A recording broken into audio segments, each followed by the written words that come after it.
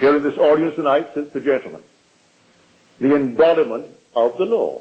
As he said to me, I go home, I sit in my garden, in my patio, and I dream, but a controlled dream.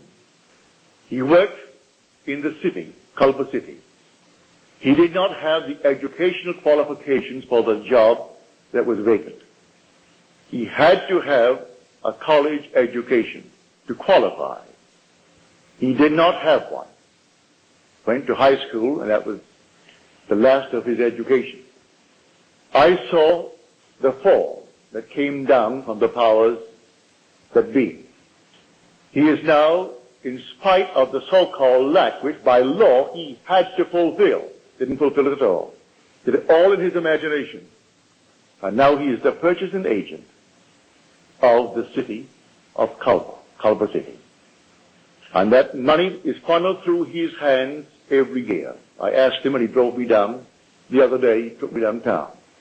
I said, how much do you have to spend in the course of a year? He said, my budget runs to about $800,000 a year. It all comes through his fingers. Everything must come through his hands that the city needs. He has to okay.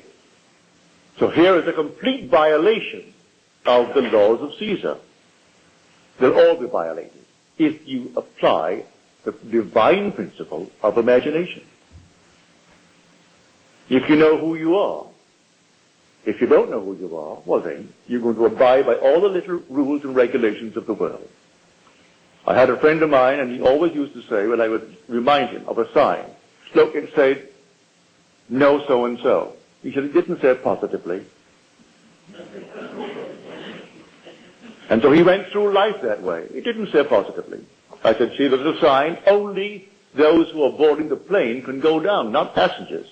Didn't say positively. He'd come aboard with me. I'm flying off to New York City, and here came Mort, and bringing a friend with him too. And I said, Mort, no smoking. Look, no smoking. Didn't say positively. And he comes on down, smoking his cigarette, and bringing a friend aboard the plane to see me off. Not once, several times, but that was his favorite remark. It didn't say positively. Well, in the law, as we will teach it to you through the weeks to come, and if you know exactly what you want and you dare to assume that you are what you want to be and that you have what you want, and walk faithful to that assumption, though at the moment of your assumption your senses deny it and reason denies it, if you are faithful to it, it will harden into fact. Because the being that is doing it is within you. You assume this. That seemed an impossible thing for God to assume this little thing. But nothing is impossible to God. And he gave up his divine rank and assumed the human form. While in it, he is still God.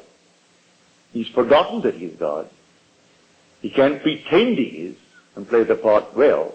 He has to actually believe that he is man. But he's not man. You are the being of whom the gospel speaks. You are that central character, Jesus Christ.